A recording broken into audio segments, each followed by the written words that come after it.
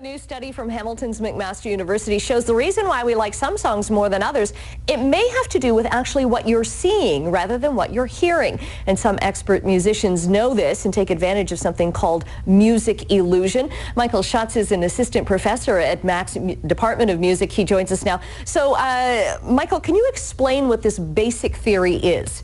Well, actually, what I found is that visual information can change the way that we're hearing sounds, because we tend to think of music as an acoustic phenomenon, but really it's an auditory phenomenon. We get a lot of the information through acoustics, but the visual information changes the way we hear those acoustics.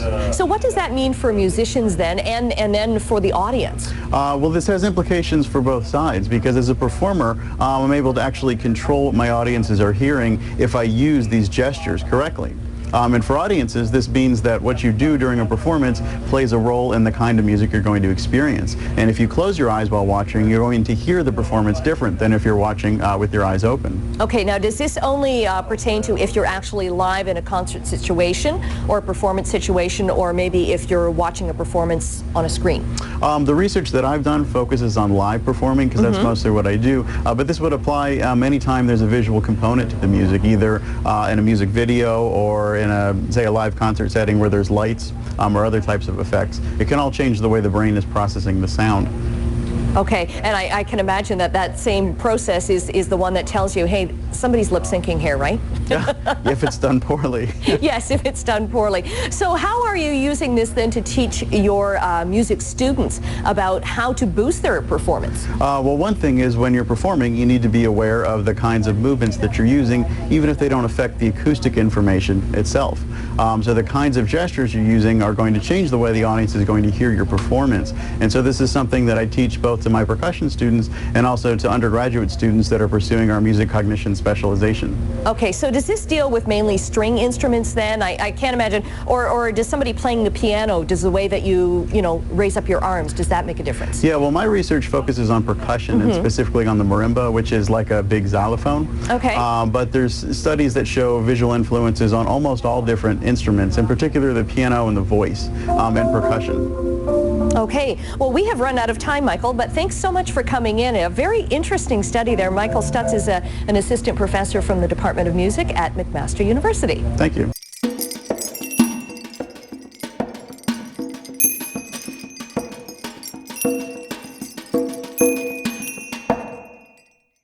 Hey everyone, it's January 29th, 2017, and this is your episode 79 of At Percussion. With me, as usual, are Laurel Black. Hi. And Megan Arns. Hello. Ben Charles, how's it going, buddy? I'm doing well. How are you, Casey? Just fine, thanks. And listen, we're continuing our new tradition for the second time of adding a tag-along host. So Tracy Wiggins is here. How's it going? Going all right, thanks. Tracy Wiggins was, of course, properly vetted back on episode, what was it, maybe 75 or something? Somewhere around in there. Somewhere around in there. So you can see Tracy's episode there where he is the featured guest. And listen, we have a really cool person with us today. He's the associate professor, or excuse me, he's an associate professor of music cognition and percussion at McMaster University. He is the founding member, he's the founding director of the Maple Lab and a core member of the McMaster Institute for Music and the Mind. He's been featured on both television and radio broadcasts, including On the Nature of Things, Quarks and Quarks, which I had to practice saying several times. Ontario Today with Rita Selly. His findings appear in multiple textbooks, including Psychology of Music, Cognitive Psychology, and the Psychology of Music in Multimedia. So you guys, this is a super interesting dude, and I've been watching all of his stuff the last couple of days, and his name is Michael Schutz. How's it going? Hi, really happy to be here. So joining us from Ontario, and can you just tell us a little about what you do exactly, Michael? Sure. So I sort of split my time professionally between doing regular percussion things. Like I direct the percussion ensemble and I do some performing. And then I also run the Maple Lab. So I founded the Maple Lab in 2009 when I moved to McMaster. And we research a variety of things with music, acoustic perception, and learning. And that's where we got the acronym MAPLE from. So it's been great for me because I get to have questions that come up like during a rehearsal, like when I try to coach the students on how to move a certain way to help with rhythmic things. And then we have a discussion about like, does moving along really help you with rhythm? And then we can actually design some experiments and try and figure out, what the answer is. So I see it as a nice way to combine sort of the science and the art of music together. Yeah, great. And having watched a lecture of yours yesterday called The Mind of the Listener, guys, this is a 5-part lecture that Michael has online, 10 minutes of the segment. It's really, really good. You're going to laugh, you're going to enjoy it, and you're going to learn a lot. But I was really glad to run into your bit about marimba gestures and short versus long. So you guys, this is the age-old question of, do you play an 8th note on marimba differently than you play a half note? Do you move your stick differently when it leaves the bar, and does that matter? And you cited 2 opinions in this lecture, one from Mr. Stevens and one from Buster Bailey. And I just love that you're finding support, what I've always believed, and I think most of us, generally believe. And I don't have to try to convince students of this anymore. I can just point to it and say, no, it's not my opinion, damn it, you're wrong. You need So can you explain that to us a little bit? Yeah, well, the interesting thing about that is the conclusions actually sort of support both points of view. So with, Bailey's quote, he's talking about how you can use gestures to make long and short notes on the marimba. And Lee Stevens sent me a nice email summary about why he believes that you can't. And it always sort of bugged me. And this actually came from when I was doing my grad work with Mike Bird at Northwestern. We had a whole argument on my lesson because I was playing his preludes, and there's one called the Ballad that you guys might know. And it ends with a high note and a low note on the instrument. And so I played the high note with the right hand, low note with the left hand, and I was just happy I didn't miss anything.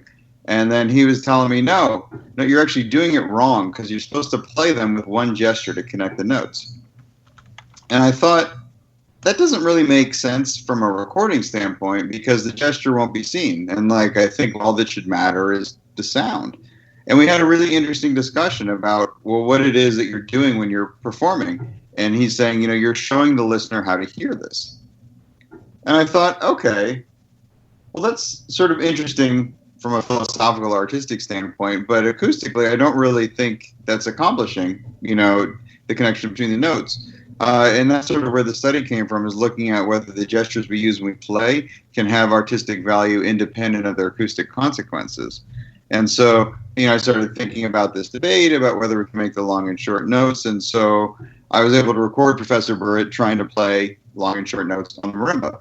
And then I just switched the sight and sound on some of the videos, and I had a bunch of people rate the note, the duration, and I told them to ignore the gesture. And ignoring the gesture is really important because we know that a long movement looks longer than a short movement. There's no point in doing a study on that. The question is whether the long movement actually changes the way you hear the note that it produces. And it's hard to figure this out in a natural sense because everything is confounded together. And if you play with a long movement or a short movement, you also have a sound that may or may not be different. So what experimental psychologists like to do is take, something and then switch things around. So I just paired the long gesture with the sound produced by the short gesture and vice versa. And the same note, as it turns out, sounds longer when you use a long gesture to produce it, or in this case, when a long gesture goes along with it. But acoustically, when you do the analysis, the notes from the long and short gestures aren't any different. And so it's an interesting philosophical conundrum because both people are actually right. Bailey's position that the gesture does have a musical role is completely correct and supported by this study. But so is Stevens's belief that the gesture doesn't affect the sound of the note at all. Because in the end, the gesture changes the way the note sounds, just not the sound of the note. And so that's what got me really interested in psychology, because I realized if I want to understand how to perform and how to teach, I really need to understand how the mind is processing sound. And that's what got me into this whole crazy field of music cognition. And I was amazed to learn that other people also wondered about some of these things, like what's the most effective way to practice? And does tapping your foot when you play help you, or is that really a problem? And so you can actually not just talk about these things, but do some studies and figure out what the answer is.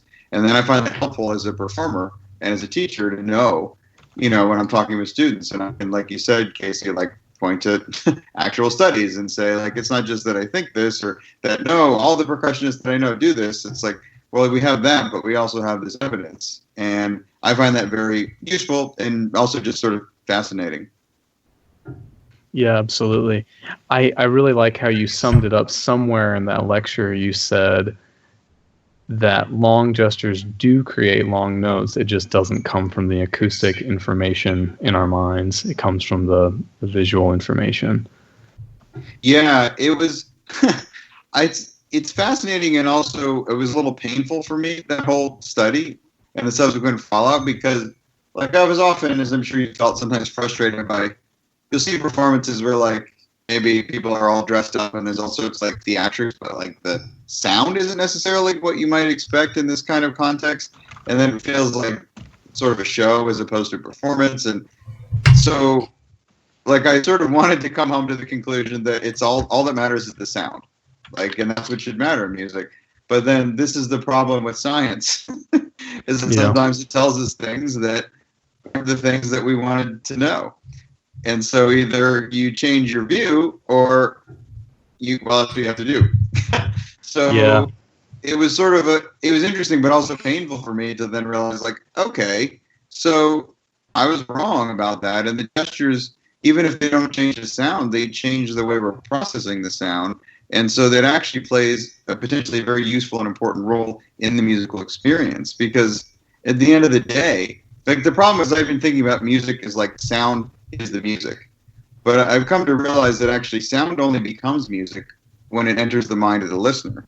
And so many things that are so important to us about music, like tonal structure and meter, aren't really in the sound itself. They just emerge when human brains process the sound. And so when I shift my mindset to thinking about music as something that happens in the mind of listeners, then it really helped me to better understand what I need to do as a performer, as an educator, to be effective at creating music. Yeah. Let's see. I think we have Megan. Yeah, you have something? Yeah. So I feel like we could talk about this for the entire hour, because there's so many questions that this leads to, and so many things I'd like to pick your brain about.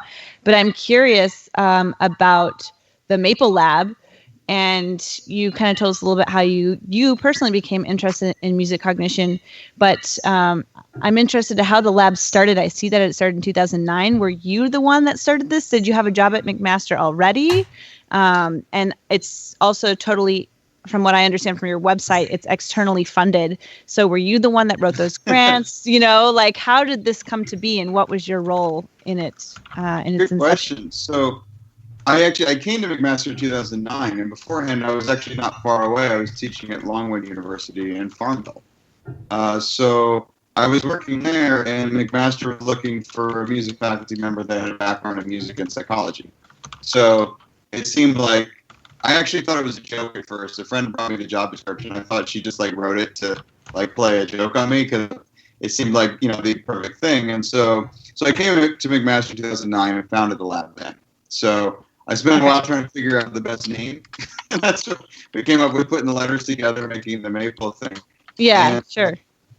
So one of the challenges in running, it's basically a science-style research lab housed in a music department. And the double-edged sword of the science kind of lab is that it takes a lot of money to run it.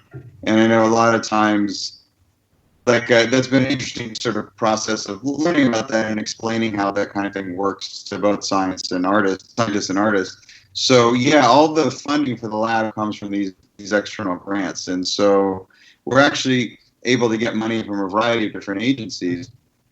And one of the things that I really try to do is pick an issue that matters to me musically. Like, it takes a lot of time to run a study. And so it's important for me to have like a lot of artistic interest in whatever the result is that comes out of that. That makes sense. Mm-hmm. But at the same time, there's a near infinite number of artistic things to explore. And so if you sort of draw a Venn diagram between things that would be like artistically interesting in one circle, and then things that inform our scientific understanding of how the mind works in the other, then we try to sort of put the projects right in the middle for both of them. And so, like with the gesture study for the marimba, though, that was just, I was curious because I had this discussion with Burritt, we had a whole thing about it, and I wanted to know, like, what should I do when I'm performing? And then by studying that, it actually became a way of looking at how sight and sound get integrated that was very different than other scientific studies, and that led to a lot of surprising outcomes that now have some implications for how we understand how the mind works. And so that part, honestly, was a bit of luck because I just picked something that was interesting to me musically. But through that process, I learned that if you can find questions that inform both sides, then that way we're able to get funding from scientific agencies because these things have implications, and that's pushed me into doing things looking at sensory integration dysfunction in kids with autism, and there's actually some implications for how we design alarms and medical devices and human-computer interfaces that all come from a question that I just wanted to know how to play the marimba better. So you don't know where the research question is going to take you, and that's sort of the beauty and the privilege of being able to do research. Yeah. I'm sure you've told MJB that this argument has led to this giant project, haven't you? Yeah, he's been really supportive. He is also such an intuitive player that I don't think he needs these like studies to understand like how to do different things. But yeah, we've chatted about it, and he's been great. I was actually just writing to him because there's one of the textbooks is coming out with a new edition, and so we needed permission to use this nice time-elapse figure of him. So I spend a ridiculous amount of time dealing with figures and videos from him from the time when I was a grad student. Interesting. A long time ago. So then when I see him at PASIC, it's always like sort of a surprise that, to see him live in person. Yeah. And the students were excited when I took the lab a couple years to do the rhythm testing because he was there. So going back to the sort of gesture marimba talk, which I think people go a little overboard talking about sometimes, but my take on it, I don't think it affects the sound because once the mallet is off the key, it doesn't really matter because it's struck the key already. And I've never been so much interested in how the listener perceives it. Like, I don't care so much about the listener seeing a long note or something like that. To me, it's been about how you feel individually as a player.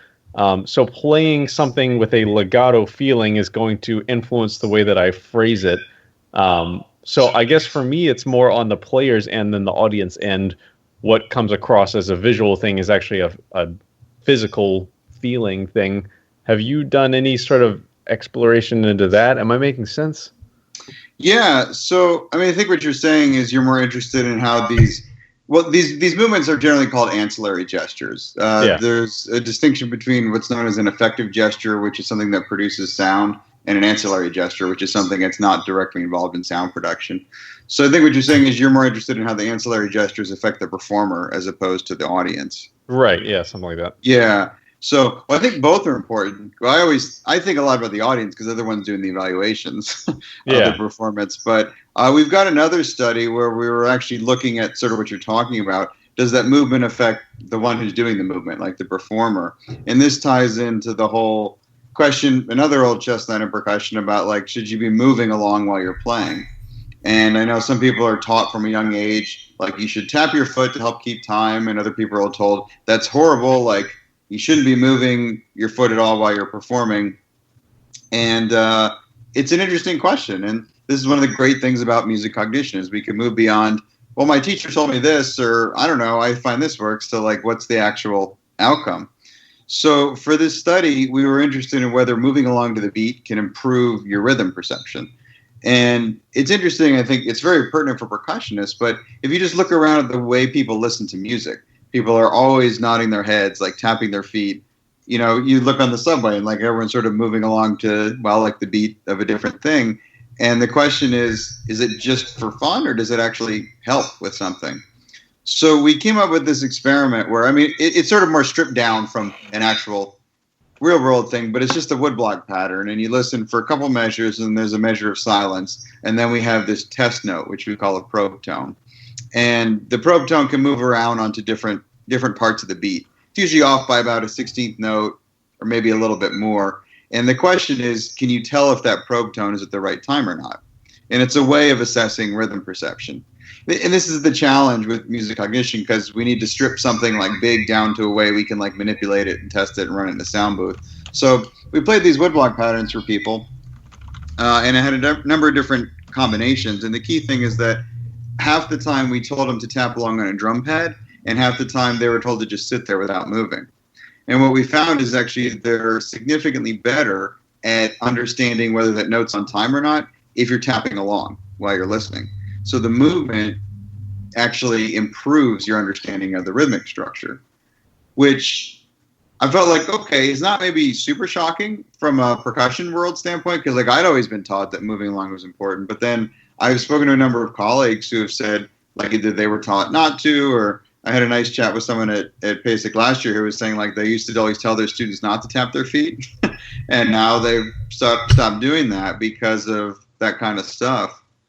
And that then grew to a couple other questions, and there's this fantastic percussion ensemble called Torque. You guys are probably familiar with in Toronto. A couple years ago, they came out to McMaster because we do this really cool thing called the Neuromusic Concert in the fall.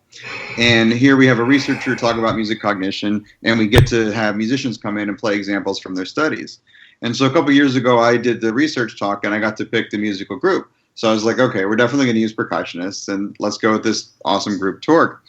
And so I thought it'd be neat during the concert if they played a bunch of stuff, and then I showed their data from running in the study. So I called them up and said, okay, can we do this? And they're like, okay, that sounds cool. So we drove out to their studio, set up our first little mobile testing site, and we had them run through this study. And so we got to like listen to them play, and they did a fantastic job. And then I talked about some research, and they play, and then I showed their results. And so it was interesting because the movement there helped them tremendously. But actually, the crazy thing was in the non-moving condition, one of them actually did worse than the psych students that we tested for controls. When they're moving, they killed it.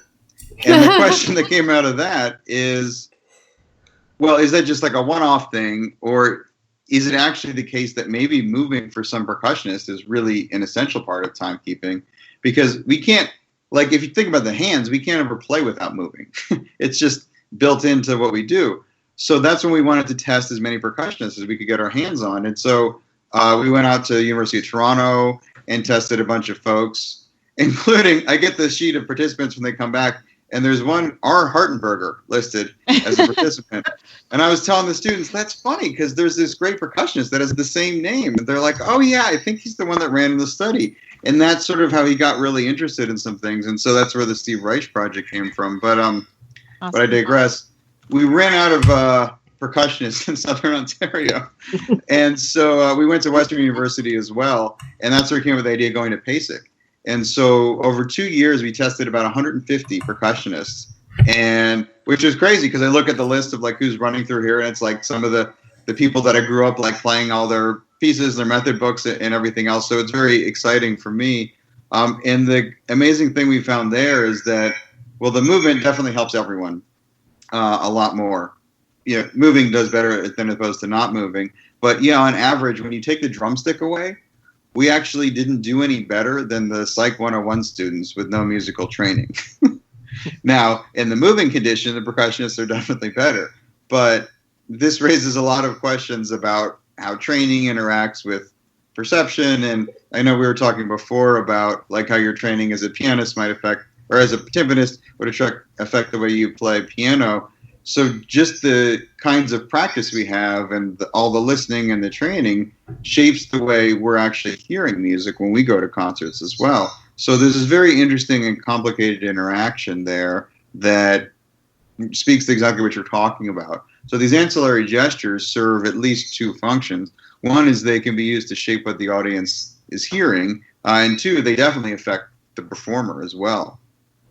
And all of that is like stuff that I never thought about the whole time I was studying percussion, where I thought, you know, it's about the sound, because the sound's really important. I also just want to put that out there, that obviously the sound is still really important, except in the end, the key thing is how the sound is perceived. And so all these things that affect the way the sound is perceived can play a role in music making. It can also go too far, and I would never advocate, like, don't bother learning the notes. Just play like with a bunch of nice gestures, and you can trick people into hearing things. It's sort of like a nice decoration, but it's a useful tool for communication that I think like Professor Burritt understood implicitly. Like he didn't need to do all these research studies. Like he's seen concerts, he's played many concerts, and he knows like when he does a movement in a certain way, he gets the audience to hear what he wants them to hear. And in the end, that's what really matters about music, is the perception that the audience is having. Mm-hmm. Well, it seems like a lot of these little rules, they've been put out by teachers, like don't tap your foot, as sort of a one-size-fits-all solution, because they're tired of having they're seeing their kids tap their foot on stage, say they're really young kids or something, and they're like tapping. So they say, like, guys, don't tap your foot. Teaching the tap the foot method is bad. Right. And it's just not really a one-size-fits-all thing. Or, hey, don't move when you play. It's really, oh man, everyone's moving differently, and now my percussion ensemble conducting experience is frustrating, so now they just say, like, flat, don't ever move. And it's not a one-size-fits-all kind of thing. And we need to teach better. Tracy, you had something, I think. Yeah, I first started hearing about this sort of thing. There was, I think, a research study at University of Michigan under UDOW at some point. Anybody else remember this? Like, it was a long time ago where they took a recording, I think, of a marimbist performing, and they went to a bunch of the music appreciation classes and stuff like that, and they played them the audio and the video, and they didn't tell them it was the same performance by the same performer, and they were trying to gauge how the audio versus the video affected their appreciation and their understanding of the performance and stuff like that. Have you guys, am I the only person that's heard that before? Or? I remember seeing that. Study. Okay. I thought it was UDOW at Michigan that had done that. I'm not sure. Was it a PAS article or something? I don't even remember. Yeah. I heard that, probably 10, 15 years ago or something. Mm-hmm. But I just thought, when I heard that this topic was coming up, I remembered that, because there was that, and then I also heard one related to babies learning to crawl, and how their relationship of, like, how long they crawl and their coordination between, like, their right hand movement and their feet movement and stuff like that. There was a study, I thought, that dealt with rhythmic skills and timekeeping skills and stuff like that later in life. But I didn't know if, Michael, if you guys had run into or done anything with either of those. I've talked with Mike Udow a couple times. I know he's very interested in the topic. Right. I don't know about the study there. I had actually even offered to help him set up something, because he was interested in looking at some things further. But I don't know what he's doing now. Yeah. It's interesting because these things crop up in a number of different ways. Yeah. Like, it was past like a year or two ago, Chris Lamb gave this phenomenal clinic that wasn't really about any of this stuff per se. It was just about, playing. But he was talking about, the importance of, like, these cyclical movements and timekeeping on certain instruments. And he was sort of talking about the same thing through a different lens. And so, like, it's always very interesting to me then to hear how these different kinds of things intersect. Like Steve Schick in that I think it's called Art of Gesture. He's got a really interesting book where he talks about these kinds of things, but again, just using sort of different vocabulary. So it's definitely an issue that's been at the core of what we do for a long time. Yeah, well, and it seems like in your lecture, there was a whole lot of things you found that visual things can affect. And I think you said there were about 20 different ones. And you said timbre, loudness, interval size, no accuracy, which was amazing. Like, wow, no accuracy? It can affect people's perception of no accuracy? That's really cool. And then, of course, the overall performance. So, I don't know. Yeah, that was another moment where I really felt like this sort of ripping apart inside, because, yeah, when I put all that together and I looked at the table and I'm like, this is ridiculous. Yeah. And so in the end, like I always tell the students, science can only take us so far. Like, it can tell us, like, this affects that or this can do that. And then the question is, like, artistically, how do we want to use this stuff?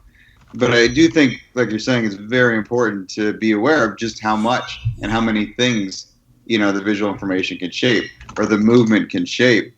Because we tend to think about sight and sound as fundamentally different, because light enters our eyes and sound enters our ears. But it all goes to the same brain. And the areas of our brain that are primarily tasked with processing sound also take some input from vision, and vice versa. So even though like a sound wave is different than a photon of light. What we care about for the purposes of art is all just how it comes together in here. And so that's just been this radical shift in the way that I think about music. And I think people debate, not everyone necessarily agrees with that, but I really think that sound becomes music in the mind of the listener. And that's a valuable insight to have when I step on stage or if I'm conducting or, doing any kind of music making. When composers are writing pieces, they want to structure the sound in a certain way, not because it's the right way to put sound or the wrong way to put sound, but so that the listener has a certain experience. Mm-hmm. And so, like all the rules of part writing, which always, like when I was in school, I thought it was interesting. And, you don't do parallel fifths. Okay, check, I won't do parallel fifths and all these things. But it was really fascinating to me to realize they actually come from basic psychological principles. And we can understand why Bach did this by looking at basically general auditory perception. Now, he beat experimental psychologists to the punch by many generations because we didn't even have psychology as a field like we do now back then. But he just learned that intuitively by listening. And so I think we can learn a lot about how the mind works by studying music. And we can certainly learn a tremendous amount about music making by studying the mind. Yeah, very That's cool. Awesome. Yeah. Well, and of course we know that this predates these musical tests. Like you did an example of, I think it was called the McGurkin effect. Yeah. Or McGurk, something like that. McGurk, yeah, and you guys have maybe seen this before. It's you watch someone speaking certain syllables like ba ba ba, but the audio plays back. Or no, I think the audio does ba ba ba, but they're speaking ga ga ga or something. Yep. Yeah, so that still freaks me out when I watch it. And I have like everyone in the lab, when they come to look about volunteering, I show it to them. Because I still remember being in a class where we saw that, and you open your eyes and you hear one thing, you close your eyes and you hear something else. And I remember just feeling like my whole musical career was going down the tubes because I feel like I've been practicing for 3, 4, 5 hours a day for I don't know how long. And like my entire future depends on my ability to trust what I'm hearing. And what I'm seeing here is that I can't trust what I'm hearing at all because it seems to be affected by vision. Now, what I didn't appreciate then was that, well, it's okay because that's the same way it affects everyone else. But I felt betrayed by my own brain, my own auditory system. And that was actually the second part of the story. I was fortunate enough to first encounter that about an hour after I had this whole discussion with Burritt in my lesson. So we went from the whole talk about the gestures, and I'm saying like, no, they have nothing to do with, sound. And then I learned about the McGurk effect, and I thought, oh, okay, maybe. So that's how that whole study came about. Yeah. Mm. Yeah, and well, first of all, this is super interesting, Michael, and thanks for sharing your expertise on it. And not to undermine your authority, but I think we all know that the master of marimba gesture is Todd Meehan in his Liquid Drum episode about marimba gesture. So if any of you haven't checked that out, they've all seen it. Yeah. Check it out. That's good stuff. Yeah, our crowd has seen it. Yeah, I'm sure. Well, that's a good point. Because Ben was saying, it's much more about your perception as the mover yourself. And I guess I want to say, let's definitely pair this with something Laurel has talked about before, which also drives us all crazy, which is false gesture. Thank you for saying it. Yeah, because I guess I want to make clear. I think gesture does not have to be this drama. It doesn't have to be you have to close your eyes and look off into the distance. No, it can be as simple as it can be anything but standing there like a robot and playing. Which I think generally you just don't see professionals doing that, and I try to get that across to students a lot. Like, you can't just stand there. I'm sorry that you don't know what to do. You have to figure it out. I'm not going to tell you to close your eyes and do maneuvers or anything, but you can't just stand there. No professionals do that. Right. Look at pianists, look at violinists. Nobody's out there doing that. And if they are, they're anyway. Yeah, what well, then? They're not on video. You'd hope that these things, like this idea of false gesture, is not perpetuated, but it is. And that's why it became such a big topic that I wrote about in grad schools, because I was friends with a pianist who said, like, part of her learning of pieces from her teacher was, here's where you need to, like, heavy arm and, like, bob your head. So, yeah, and it was full of things like that. Here's where you lean to the left to show blah, blah, blah. And here's where you do this.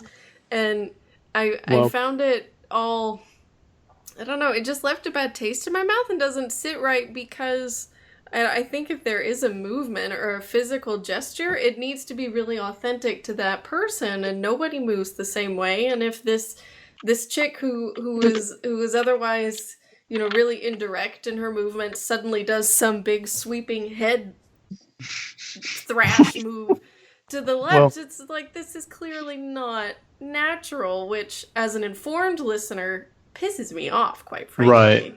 Well, and I think it's back to, it's not a one-size-fits-all thing. You can't just tell people, hey, you need to move. Hey, you need to not move. Yeah. It's like, hey, you need to find how to genuinely perform. And I'm sorry, Ben, what do you got? Yeah. So, I had just two little asides. One, are you guys familiar with the marimba piece, 6 Elegies Dancing? Yeah, I've played it. Yeah. I don't know. That piece didn't. It's funny, like, talking about all this gesture stuff, and then when you put that piece up, it's like, it almost seems like a parody of everything we're talking about. So what's interesting about that is that there the gesture becomes the performance. Yeah, exactly. That's kind of the and that's shtick, it's somewhat related, but that's a different thing. Yeah, because the other stuff, like, the illusion here that where Burrett's playing the videos, we're using gesture to shape your perception of the sound.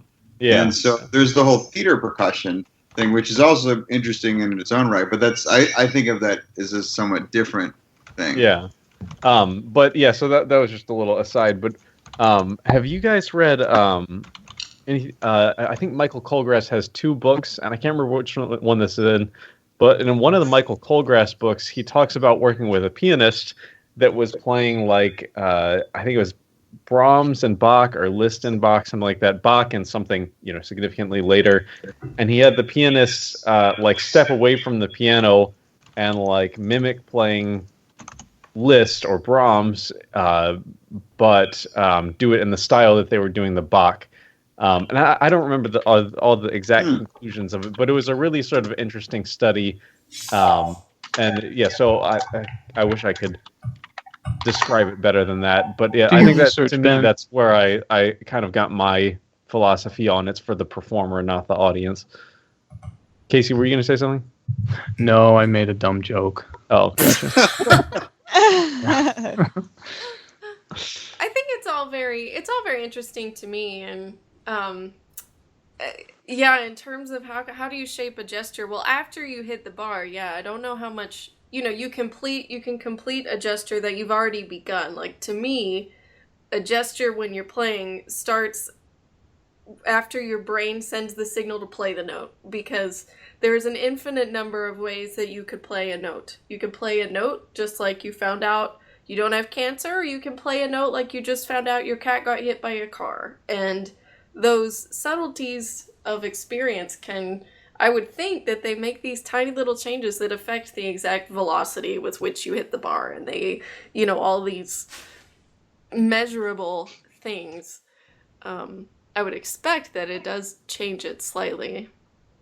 But anyway, sorry. There's a lot of different dimensions, and that's part of the challenge of deconstructing art, is that there's so many different variables. And so one thing we did to try and address that is build what I call this virtual marimbist. And we've got some videos on the website about this, because I was interested in trying to figure out, like, okay, there's all these different ways you can move, like, what's really driving these different things? And so in the context of this illusion, like, partly, what is it I need to do if I want to trick audiences into hearing this? Is it like how fast you move after you hit it, or is it like how long you're moving, or like what's actually shaping this? So with the virtual marimbist, we can basically program them up to do anything. And we were able to pick apart, like in pretty fine detail, what Professor Burt was doing with the movements. And so we found that in this context, it's specifically the amount of time he was moving after hitting the note that seemed to drive this. So it was that visual movement, the time that the gesture was moving, that affected the time people heard the note was sounding, which in hindsight seems sort of obvious, but it wasn't really clear to me, like, at the outset. But that's always the problem, is that we're taking this big, complicated, interesting kind of art and trying to deconstruct it and figure out the one thing that drives this, that, and the other thing. Laura, what do you got for us today? You've been reading stuff, right? Yeah, guys, I've been reading this book called Super Brain: Unleashing the Explosive Power of Your Mind to Maximize Health, Happiness, and Spiritual Well-Being. Love it. So I thought I would share a little review of part 1 of this book today with you guys. So I started to read it because I'm in this, everything I'm interested in right now has to do with this sort of self-care trifecta of your mind, your body, and your brain, and how you need to take care of each to feel really balanced. And so I thought today with Michael might be a good time to just share a little bit about this book.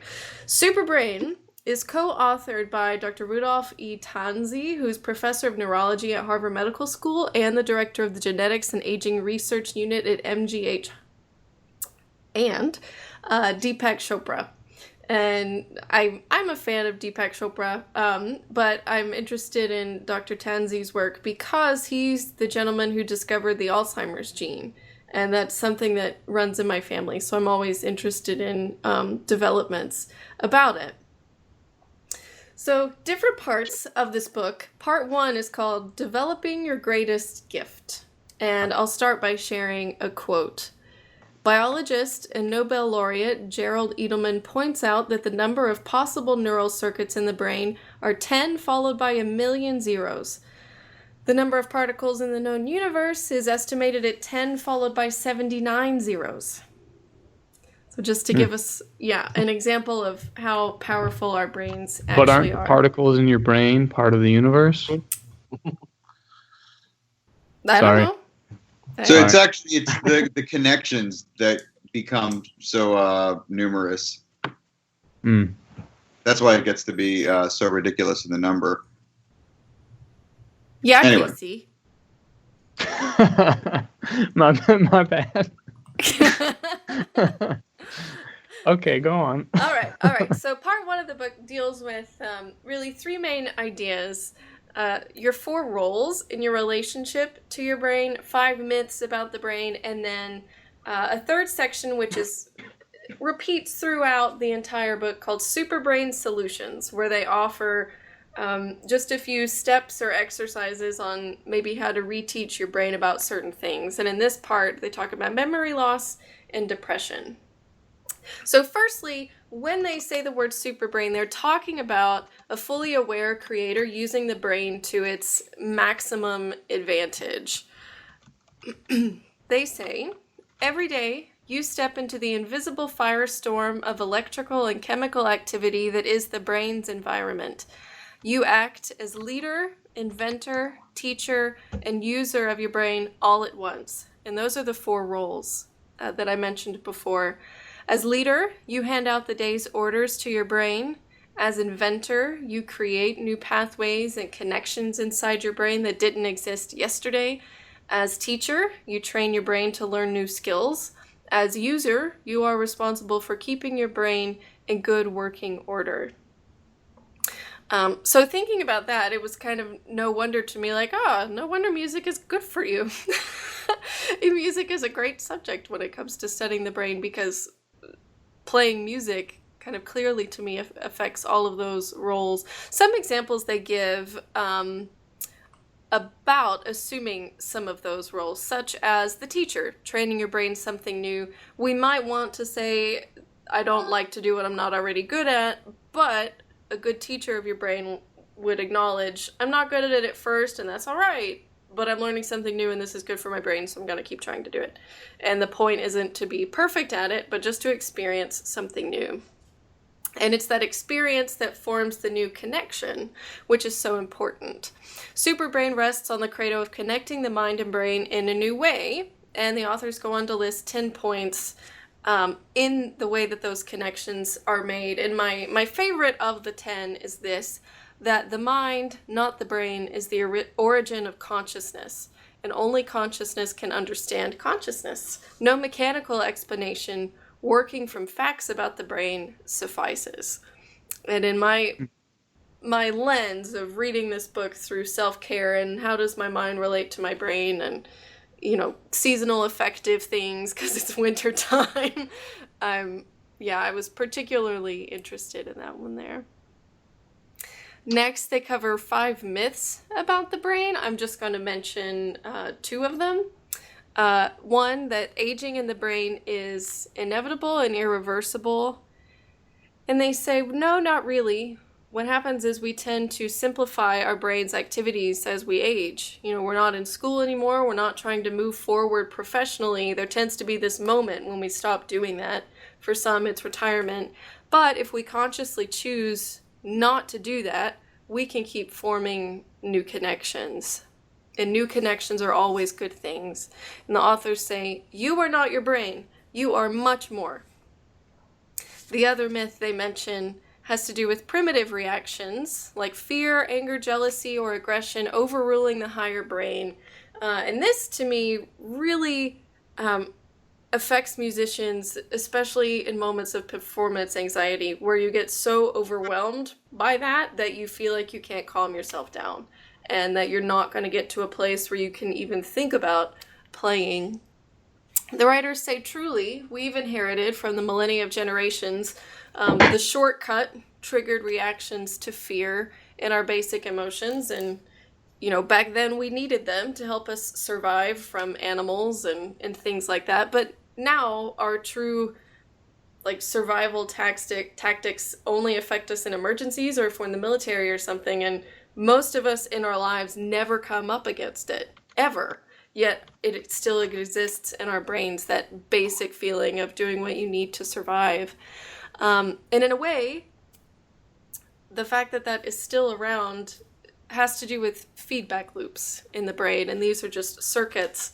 And interestingly, the largest circuits or connections in the brain, those loops, are between higher and lower areas, and they're malleable. So higher just meaning the areas of your brain that have to do with reason and observation and self-reflection. Lower being basic things like, am I angry at this person or not? Or do I feel aggressive? Do I feel passive? Things like that.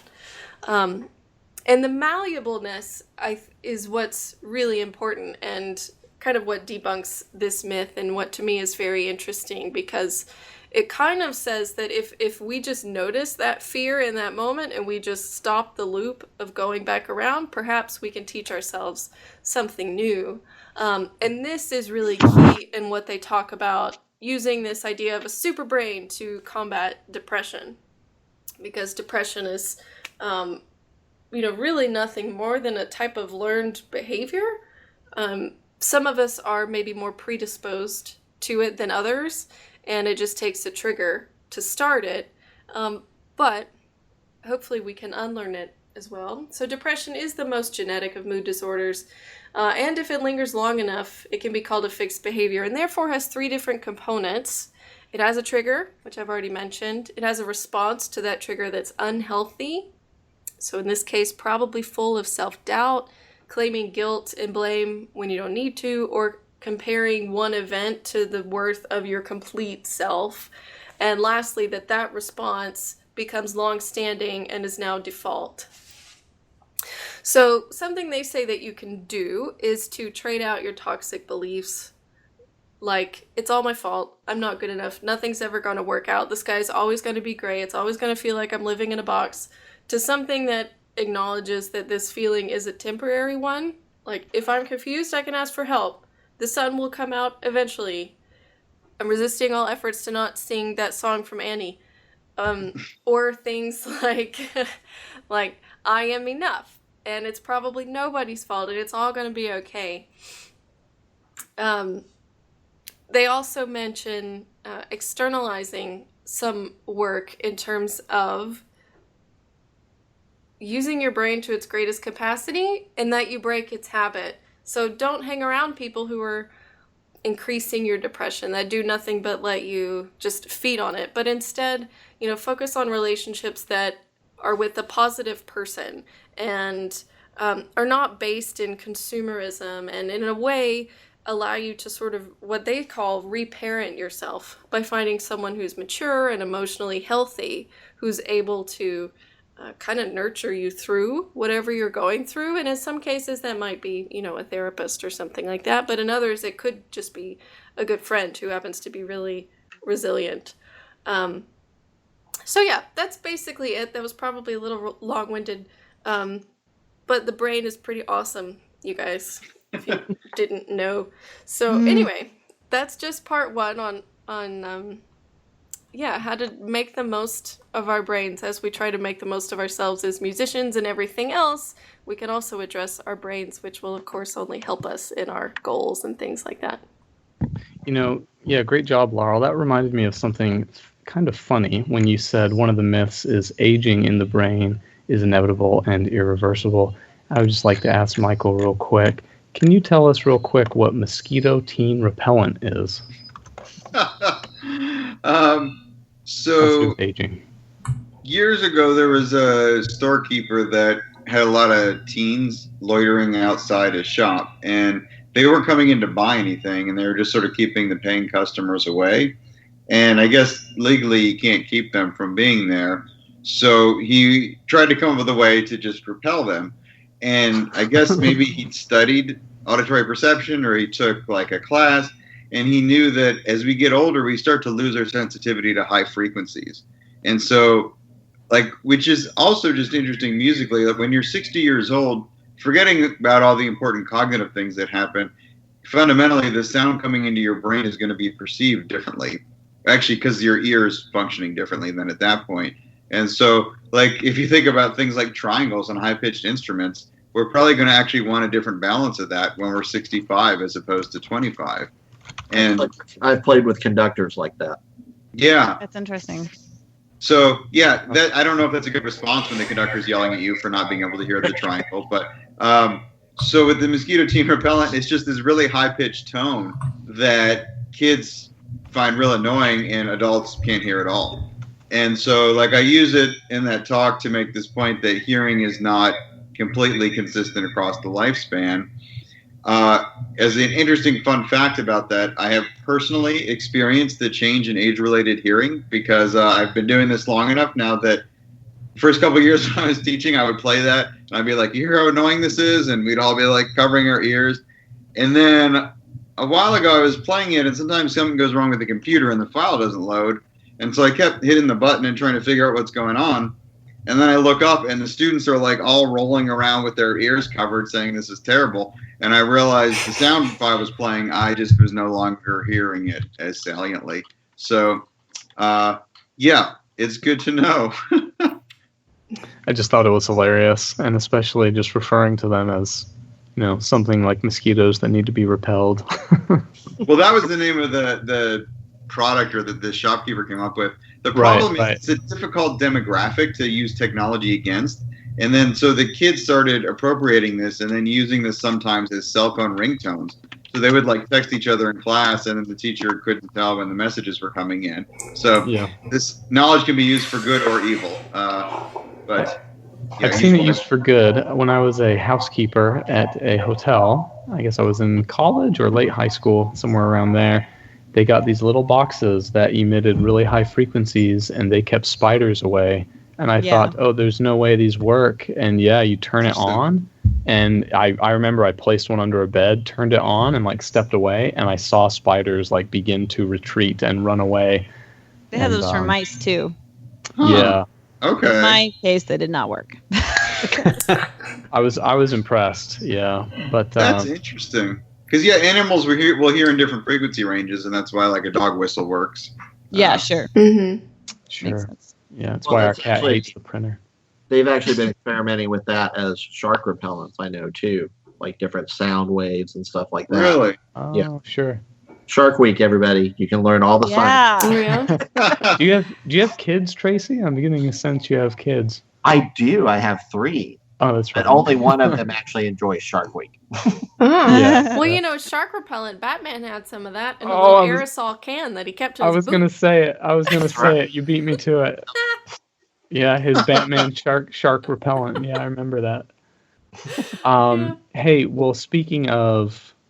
Well, no, that's not a good segue. Megan, what do you got? Okay, there needs to be no segue into my topic because it is all over social media and international news and everything. So My topic today is the possible elimination of the NEA, the National Endowment for the Arts, and also along with that, the National Endowment for the Humanities, and the Corporation for Public Broadcasting, possibly privatizing that. So I had found an article about a week ago, and just today I was kind of seeing if there was any update about this, but it seemed like most of the buzz about this topic was happening the day before the presidential inauguration on January 19th. Most of the articles are posted from that date. But I did find one update since then. But anyway, I'll start with, I've got 3 different articles I kind of wanted to touch on real quick. So the first one is from just an arts website called Arts News. And the title is just Report Trump Administration Planning Budget Cuts That Will Eliminate the NEA. And it starts by saying, one day ahead of President-elect Donald J. Trump's inauguration comes the news that members of his transition team have been preparing dramatic budget cuts that would eliminate the National Endowment for the Arts and the National Endowment for the Humanities. The Hill reports that doing so would be a part of a general trend under the Trump administration, which is reportedly seeking to cut federal spending by about $10.5 trillion over the next 10 years. Since 2009, under the Obama administration, the NEA's budget has remained largely the same, hovering somewhere around only $146 million a year. So currently, the NEA occupies about 0.003% of the federal budget. Yeah. So, not a big deal, right? Which is a point in my second article. However, this is interesting. This is not the first time a U.S. president has threatened to eliminate the NEA in its entirety. In 1988, Livingston Beidel's book, Our Government and the Arts, A Perspective from the Inside, revealed, which I really want to read that. Has anyone read that book? Mm-mm. I have not read it. That would be a good one to put on the list. Revealed that Ronald Reagan also planned to do so in 1981 when he came into office, but his plans never came to pass. The second article is from the Washington Post and was the original article that I came across that was floating around on social media on January 19th. And this article makes a point that we just heard the percentage of that this is not a huge part of the federal budget, so it's not really going to make a dent in bringing this money back in the deficit, but that it's more of a symbolic motion. So the article title is "A Trump Attack on the Arts Would Be More Than Just Symbolic." So for months now, the debate in the arts world has been, this is the article introduction. For months now, the debate in the arts world has been, will he really do it? Will Donald Trump be the president who finally gives the right wing what it has so vehemently craved for decades? The elimination of the National Endowment for the Arts. He may indeed try to kill it. So here are a couple of things that the NEA, the NEH, and the Corporation for Public Broadcasting do, just in a nutshell. The NEA has evolved into an organization that operates and has impact in every state, that has served returning veterans, bolstered state art agencies, and worked with all manner of groups and state and federal partners to build stronger and more resilient communities across the country. Sounds pretty good, right? The NEH plays a huge role in the creation of documentaries and the education and enrichment of teachers who might not otherwise have a chance to escape the grinding cycle of teaching to the tests, which never stop coming. The Corporation for Public Broadcasting, which I think we all probably benefited from as children growing up, creates the best and most enriching programming for children that is widely available without cost to the poor and the isolated.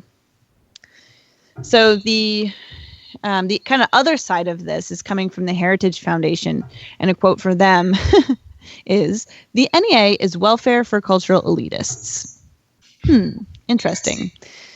So again, these cuts are so minimal in real dollar terms, and they will not really even make a dent in the accumulated deficit. But more importantly is this symbolic notion. And sometimes symbolic victories are more satisfying than real policy change in our current political age. And just to clarify, what do you think it's symbolic of? That they hate art? Or, Tracy, what's that? For one quote here is, "It will appease a vocal constituency who will see it as a sign of strength and determination." What? Okay. I just think the freedom of art, I think there are certain, I don't know, in reading some of these articles, there are certain, statements made through art that have pissed people off. Yeah. And I think that leads them to attacking the NEA. These little artsy snowflakes. It's low-hanging fruit. It's an easy target that has no real effect or anything, but they can go, oh, look what we did. Because the same thing came up when they, back over the summer, when they started talking about cutting back on military bands and cutting down on the numbers of the bands, the size of the bands, the types of performances that the bands could do. They were going to restrict it down, removing all of the PR type gigs, tours, and everything like that. And they were going to cut it down to strictly ceremonial duties. Right. Yeah, that rings a bell. It's because it was going to have no real effect on the overall budget of the military budget or anything. But it was a congressperson going after something that they thought was going to make a statement of some kind. Yeah, and it actually says almost exactly that in the article, Tracy. There's another quote that says, the arts are an easy target, especially in this country, which has never had an easy relationship with the impractical, the elegant, the counterintuitive, and the unruly. But it's the easy targets that get targeted first. And so the first T comes in. No one can claim that the future isn't getting more and more clear and ever more worrisome. Mm-hmm. Well, it's not just the arts in this case. Like, the scientists are getting it right now. Exactly. Yeah. And so my third article is from a technology website called VentureBeat. It's an American technology website in San Francisco, which publishes news, analysis, long-term form features, interviews, and videos on its website. And that was the most recent article I could find from 3 days ago that talks about the budget blueprint that's being circulated on Capitol Hill, and that has been published by Donald Trump's transition team, which says that they may shut down the NEA and the NEH, as well as gut funding for the Environment Protection Agency, the EPA, and other federal agencies. So this document is 180 pages, and it's called Blueprint for Balance, a Federal Budget for 2017.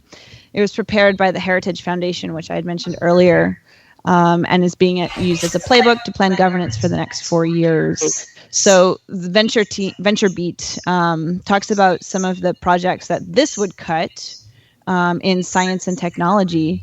It would include the NEA's media arts, the NEH's digital project for the public, and the EPA's use of technology to protect our natural resources. So 3 specific projects which would be gone would be public service events like Ask an Expert on National History Day, which relies heavily on Google Hangouts to involve more than 600,000 students. 2, the EPA's information exchange outreach programs. This budget blueprint says that projects that educate and increase awareness about stewardship, children's health, and environmental education. And then also tech communities that are involved in implementing community-level programs. Tracking and communicating measures, indicators, and progress on children's health would also be affected.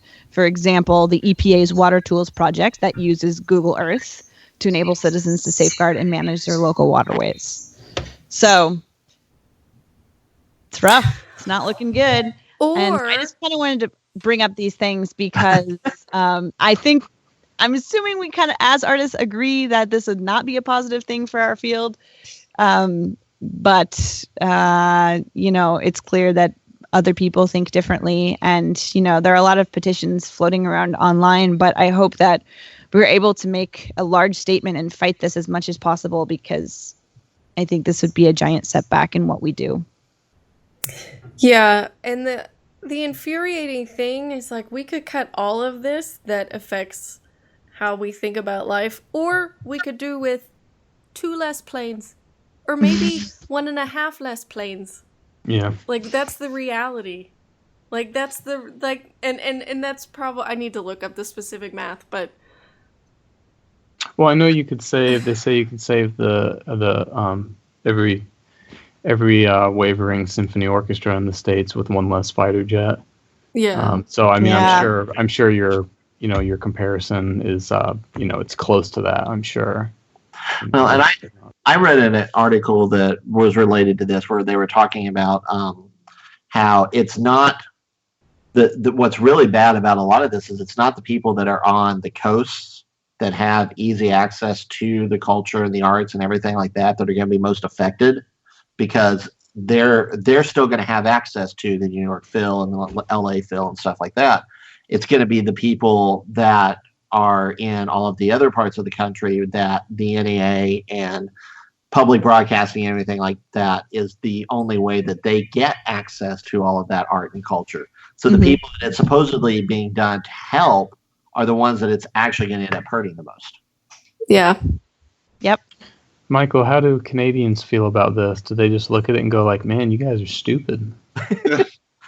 Well, it's interesting because as an American living in Canada, then I often have these conversations. A lot of people are concerned about what's going on at home, myself included. There is a petition through whitehouse.gov asking about, them to reconsider the defunding of the NEA and NEH. So I signed that last weekend. I noticed it needs 98,000 more signatures by February 20th. So I think that's But there was something where that was like deleted. There was somebody said that it was back to like 40 signatures or something.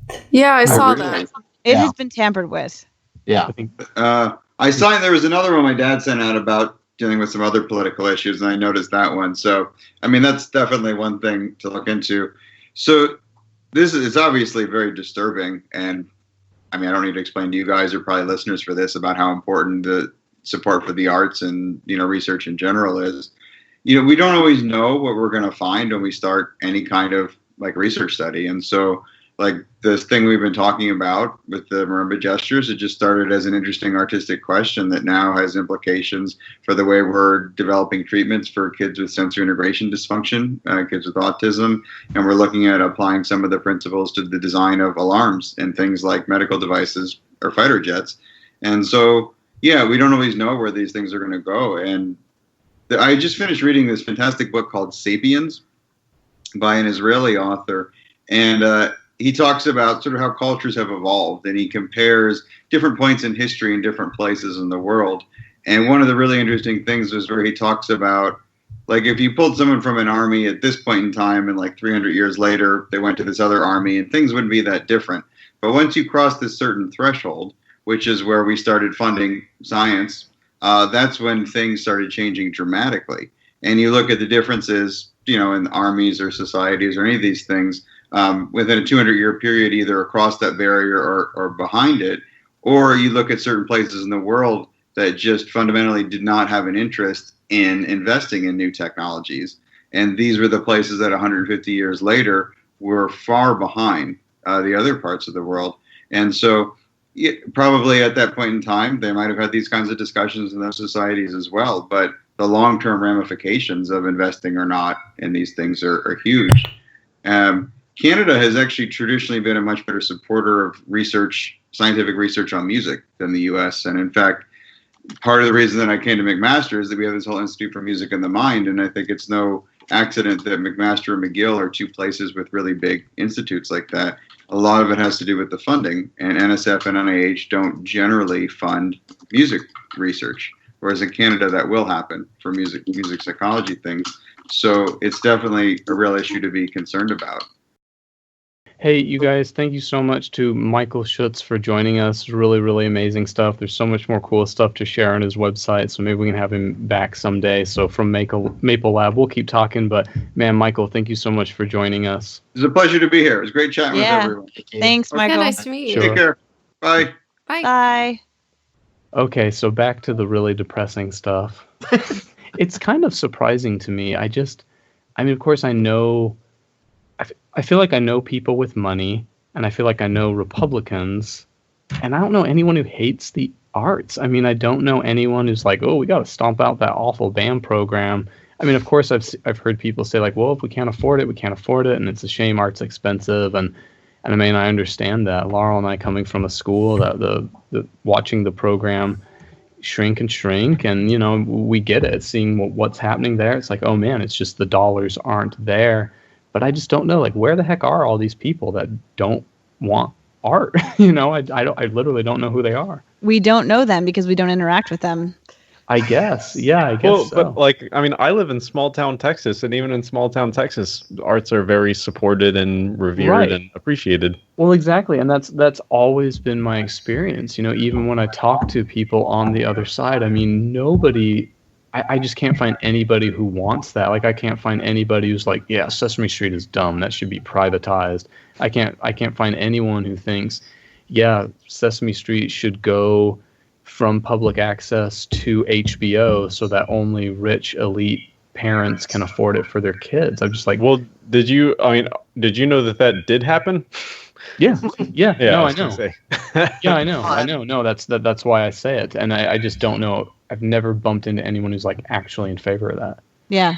But yeah, you're right. Yeah. I mean, it must be out there, or else why? Although I have to admit, I am actually starting to see some of that crop up on social media. I posted essentially what Megan had posted about the NEA and stuff like that, and some people that I knew just kind of unloaded on me about how irresponsible it is to put funding of the arts and stuff like that ahead of important subjects in STEM areas and stuff like that have more benefit to humanity overall. And it became a really big thing. So Wow. it is out there, and that attitude is out there. And also Yeah. looking at the comment sections in some of these articles as well. Yeah. Oh, it's unbelievable. There. Well, it just speaks to, like, I mean, it's no wonder to me. You know, we get upset teenagers and adolescents that don't know who they are and are still trying to figure out the world, don't know how to deal with their emotions, probably have never encountered something artistic that they related to, and they go shoot people, you know? And it's like we've taken away the coping mechanisms that humanity created thousands of years ago that we needed and found and continued to foster. And when you willingly take them away because you think the more important thing is to teach them better arithmetic instead of giving them a way to deal with these emotions which they're going to experience every single moment of their lives, like they will never escape those. They can escape not having to do math because they have calculators. So but you can't escape the experience of your own emotions. And I think to neglect art is ultimately to neglect children because you're denying them the experience of learning about themselves and how they see the world. The opportunity to do that. Exactly. Even the possibility. Yeah. Well, of course, The choice. It's very easy for people to make a correlation. We have essentials in the society. We have to have a certain population that understands agriculture and thus some science. That's like more essential than music because we need that for the society to function. And to me, it just says, okay, we have to do a better job communicating how important the arts are. And it's very hard to describe how it is essential or why it is essential. And we have all these, misty comments floating around of like, oh, it gives you a place to put your this. And it's really hard to explain, I think. But we have to figure out a better way to make it just as tangible as, hey, we need farmers to grow food so that we don't die. We have to put it on that level somehow. I mean, I have no idea how to do that, but it seems like if it were there. Well, I would hope that some of the music cognition science supports like what my theory is that the arts make you mentally more healthy. And I know that art tends to be created by people who have strange mental habits, but I think overall, for anyone who experiences it, it contributes positively to mental health. So you say like, yes, we need economists. Yes, we need farmers to grow food. Yes, we need doctors, but we also need healthy people to be those things. We need balanced people to be those things. And if they are not able, if they're not able to function in a way where they can you tell I'm on a soapbox right now? It's like Let's keep going. It's like amazing. slippery. Keep going. It's real slippery up here. Like if there's not a way for people to process that information, like emotional information, and deal with it in a way that is not reactive and not aggressive, like once we take that away, I think we're gonna start saying goodbye to some of the nuanced interactions in our society that keep it functioning. Amen. Case in point, Yeah. the president. Like, he has, I mean, I'm pretty sure, I'm sorry to anyone listening that does not agree with what I'm about to say. I'm pretty sure he has a significant disorder that keeps him from experiencing empathy. And I'm pretty sure he's probably never spent a significant amount of time being encouraged to appreciate something artistic other than for the reason it might cost millions of dollars to have it in your house. I don't know if he's had that opportunity, and that's not his fault.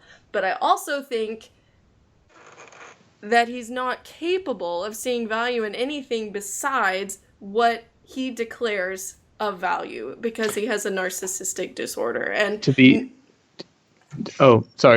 fair, he did have that painting of himself painted that cost some $80,000 or something. So I don't know, Laurel, touche. You might appreciate it. Touche. Yeah. Well, but I think too, it's the whole thing of we all relate our lives and events in our lives a lot of times to the music or the sound or, the visual that we saw or anything like that. I mean, it's one of the things that's frustrating is that it is a part of everyone's daily lives, whether they actually are cognizant of it every moment and every day. And so if that just starts to go away, it's going to fundamentally change everything. It's going to change how you remember things and everything else. And it's there all the time. I mean, as cheesy as it is, there's the Selena thing videos. Have you guys seen those? No. So they take it's on Facebook, and they'll take like an event. Like, for example, the first one I saw was the national championship game between Alabama and Clemson, where they took the final play, and they managed to build up the "My Heart Will Go On" thing to where it hit the big chorus right at the moment that they won the game and stuff like that. And it's cheesy as all get out, but it also works in every context because it's true. Any sort of music or anything like that makes any kind of an event or life happening or anything like that much more significant and something that you really connect to it. I'm surprised to see it, even almost especially from Donald Trump. I mean, he was a celebrity. He was around film sets and actors and, all sorts of different people. I would have expected, everyone, even if you don't like the arts, people watch movies. The arts are so broad. I'm sure they listen to music. And maybe they just don't connect. Hey, man, there might be a correlation between the movie you just watched and, Eastman School of Music, Or honestly, sorry. I was just going to say to some degree, Hollywood might kind of fund itself because it makes so much money. And I would wonder how much it benefits from these organizations. Really? Like classical schools. Right. How many famous actors are Juilliard grads? That's not it's not like Robin Williams came from the Hollywood whatever, film training. No, he's classically trained. And of course a lot of film composers the same thing. So I don't know if it's just they don't get it or they don't care. They think all that will stay there even if all that bare bones stuff goes away. Well, I think back to what you were just saying a second ago though, Casey. Has there ever been an existence where he did not play himself? Oh, Trump specifically? Yeah, that's a good point. Is there any? He has never actually really done any form of acting he's always interacted with people in the arts as himself interacting with people in the arts and stuff too. Yeah, I don't know. I guess I would have thought, when you're hanging out in the lounge at your studio or whatever, and you talk to the theater majors and you talk to the musical theater majors and you talk to everyone different, you kind of get a sense of, I don't know. It sucks. Sucks bad. Yeah. Yeah, and then I don't know, Tracy, if you wanted to comment about the immigration thing in Silk Road and. Oh yeah, I was struck. That's another. Yeah, think of what that's going to do to a group like Silk Road Ensemble or any of those ensembles that suddenly they've got membership that can't even come into the country. Yeah. Yeah, we got an email from our dean today. I don't know if you guys have at your respective institutions, but, saying, we know that this affects so many people in our departments, in our College of Arts and Sciences, and just kind of making a public statement that we're going to try to do everything we can to support each other and, you know, people affected by this and try to help them in any way that we can. But I thought that was really nice. And there was a protest going on right outside my office. Actually, there's a mosque like half a block away from my office. And there's also a park half a block from my office called Peace Park. And so there's a protest that started there and went to the mosque and laid yellow flowers all over the stairs leading up to the mosque. And so, I mean, I think we're seeing an outpouring of love today. And my only hope is that we can, you know, reverse any of this as quickly as it's happened, and that it makes us stronger for having to come together in such unfortunate circumstances. But I don't know. My optimism is like, it's hard to keep it. Yeah, sure. I think, just speaking of the Silk Road thing, I just want to throw out there, if you haven't seen the movie on Silk Road Project, Music of Strangers, it is brilliant and so timely right now. Is it available, Tracy? It's on. I watched it on Google Play. You did? Okay, cool. It's on iTunes. It's very easily accessible, but it deals specifically with a lot of the members of Silk Road from some of these countries that are affected right now. And so it is exceedingly timely of how that group came together, how it interacts, like how Yo-Yo Ma brought them together, and what the goal of it was to bring all of these cultures together from all of these different parts of the world to just make art and music together. And it's brilliant and exceedingly timely right now. I shared a clinic gig with Shane Shanahan, who is the frame drummer. Yeah, he is brilliant. Oh. Ridiculous. Yeah. He's interested in doing the show, so we should get him. Yes, awesome. We should get him on sometime. Should. Yeah. I need to follow up on that. It's been a while. That was way back at the Kenyon Williams episode when I had him and oh my gosh, the Snarky Puppy drummer on. I forget what episode that was, but yeah, that was that same event. Yeah. At Larnell. Yeah, I first met Shane back when I was at Hart, because he was at Hart School a while. So he came back to play with the ensemble and everything while we were there. And so cool. Ridiculous. Yeah. Well, wow, guys, thank you for the long episode. I'll see if I split this into two. One little housekeeping thing. Some of y'all in the audience have noticed that we've kind of cut out doing a lot of the video. It has to do with what Skype basically looks like and some synchronization issues and some choppy issues, but it's not a audio-only podcast exclusively. We still overlay things and we still do the video overlaid items, and when Ben puts up complicated John Cage numbers, they will appear. So you can still have that. Difficult as possible for Casey. Yes, yeah, make it tough. So, and I guess the other good thing about cutting out some of the video that is that's just us talking is that for those of you who like to stream the podcast using mobile data, the file you're streaming is a whole lot smaller this way, by like 2 gigabytes smaller. So that was a comment that actually my student Caleb brought up to me. So I think that's really smart. And Laurel, let's do a little quote if you got one. Yeah, I did have one from Stevie Wonder, but I decided just now to change it to one from Carrie Fisher, which Meryl Streep mentioned, which was "Take your broken heart and turn it into art." Yeah, there you go. Let's do it. Yeah. Hey, well, you guys, Ben, Megan, Laurel, thanks so much. And Tracy, thanks so much for being third wheel. We'll have to have you on again doing the same thing. Thanks. Yeah, the sub list grows ever stronger and more powerful. Yay. Yeah. Okay, everybody, take it easy. Thanks a lot. Bye. Bye. See you guys.